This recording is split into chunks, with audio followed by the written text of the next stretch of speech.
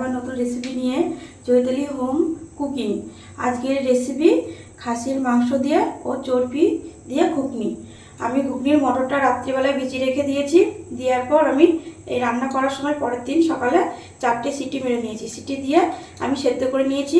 এই যে ঘুগনিটা দেখতে পাচ্ছেন, মটরটা কত সুন্দর সেদ্ধ হয়ে গেছে, খুব গরম, হাত দেওয়া হচ্ছে না। এরপর আমি নিয়েছি এখানে আলুটা ছোটো ছোটো করে কেটে নিয়েছি। কেটে নিয়ে আমি এখানে হালকা পরিমাণ লবণ হলুদ মাখিয়ে নিয়েছি। আর এখানে নিয়েছি খাসির মাংসটা আমি কুচি কুচি করে কেটে নিয়েছি। এখানে খাসির চর্বিটাও আমি কুচি কুচি করে কেটে নিয়েছি।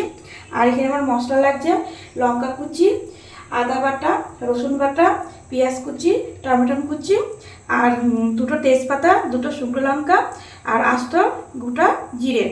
এখানে লাল মিষ্টির কাশ্মীরি লঙ্কার গুঁড়ো, ধনের গুঁড়ো, হলুদ, লবণ। এরপর আমি রান্নাটা কীভাবে করব আমি দেখাচ্ছি।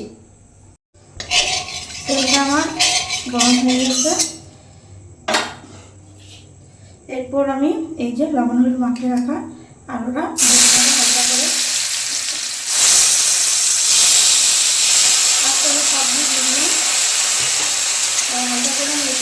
আস্তে আস্তে ভেজে নেবো লাল লাল করে। এই আমার আলুটা ভাজা হয়ে গেছে, হালকা করে লাল লাল করে ভেজে নিলাম আমি। এরপর আলুটা আমি আস্তে আস্তে তুলে নেবো।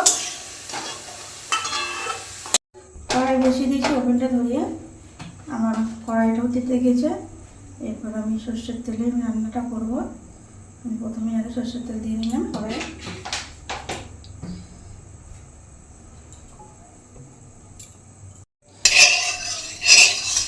আমার তেলটা গরম হয়ে গেছে। প্রথমে আমি 2টো শুকনো লঙ্কা ফোড়ন দিয়ে দিচ্ছি।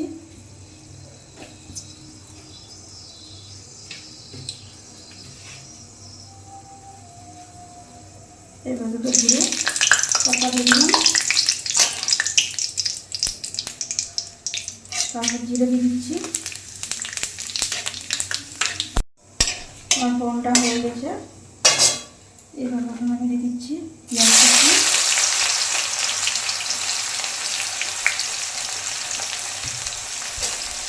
পেঁয়াজটা নিয়ে একটু ভেজে নেব। পেঁয়াজটা আমার ভাজা হয়ে গেছে, আমি বেশি ভাজলাম না, হালকা করে লাল লাল করে ভেজে নিলাম।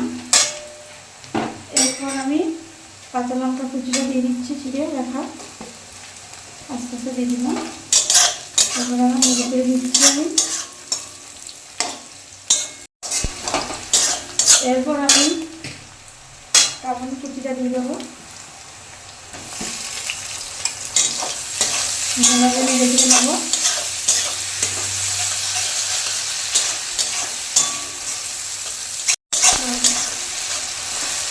এরপর আমি রসুন বাটাটা দিয়ে দিলাম।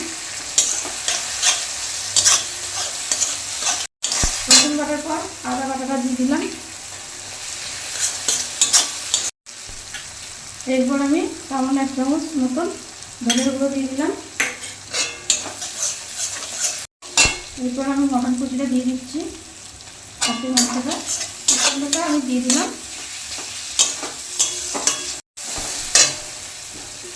এরপর আমি সামান্য পরিমাণ লবণ স্বাদ মতন দিয়ে দেবো,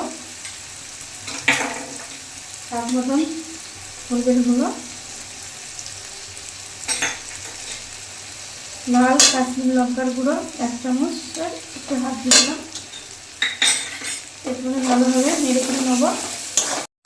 এরপর কুচো কুচো চর্বিটা দিয়ে দিলাম, কুচো হচ্ছে না।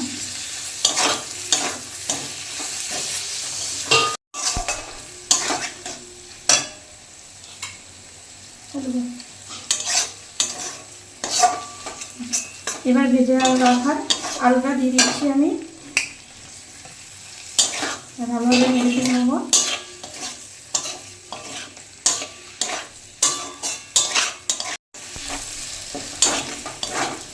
আমার কষানোটা হয়ে গেছে। এরপর আমি এই যে সেদ্ধ রাখা মটরের ঘুগনিটা দিয়ে দিচ্ছি। মটরটা আস্তে আস্তে দিয়ে এখন আমি দুধটা বাড়িয়ে নিলাম। এবার আস্তে আস্তে নাড়াচাড়া করে নিয়ে নাড়িয়ে করে নিচ্ছি ভালোভাবে।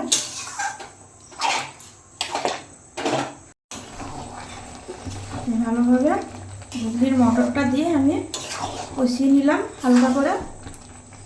মশলাটা আমার আগেই কষানো হয়ে গেছিলো। খাসির মাংসের কুচিটা দিয়ে আর চর্বির কুচি টুকরো দিয়ে মশলার সাথে আমি কষিয়ে নিয়েছিলাম। এরপর আলু দিয়ে ঘুগনিটা দিয়ে আমি মটরটা দিয়ে আমি কষিয়ে নিচ্ছি। এই যে দেখতে পাচ্ছেন আমার মটরটা হয়ে গেছে। ঘুগনিটা আমি উষ্ণ গরম জল একটু দিয়ে দিচ্ছি অল্প পরিমাণে।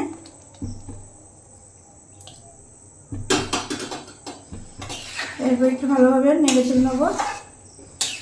নেওয়ার পর আমি একটা থালা দিয়ে ঢাকা দেবো। ঢাকা দেওয়ার পরে কিছুক্ষণ পর আমি এসে ঢাকনাটা খুলে আবার দেখাচ্ছি। এরপর আমি একটা থালা দিয়ে ঢাকা দিয়ে দিচ্ছি।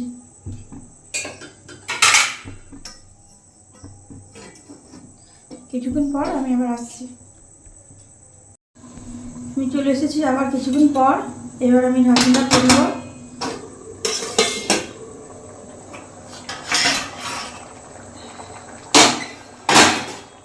ঢাকনা তোলার পর আমি নেড়ে দিচ্ছি। দেখতেই পাচ্ছেন আমার ঘুগনি রেডি হয়ে গেছে। তারপরে এই যে কত সুন্দর হয়েছে দেখতে পাচ্ছেন। এই যে দেখে তো মনে হচ্ছে এখনই খেতে ইচ্ছা করছে। খাসির মাংস দিয়ে ও চর্বি দিয়ে দেখতে পাচ্ছেন কত সুন্দর টেস্টি হবে, দেখেই বোঝা যাচ্ছে। এরপর আমি সার্ভ করে দেখাচ্ছি। আমার রেডি খাসির মাংস চর্বি ঘুগনি দিয়ে আমার রেডি। আমার খাসির মাংস ও চর্বি দিয়ে ঘুগনি রেডি হয়ে গেছে।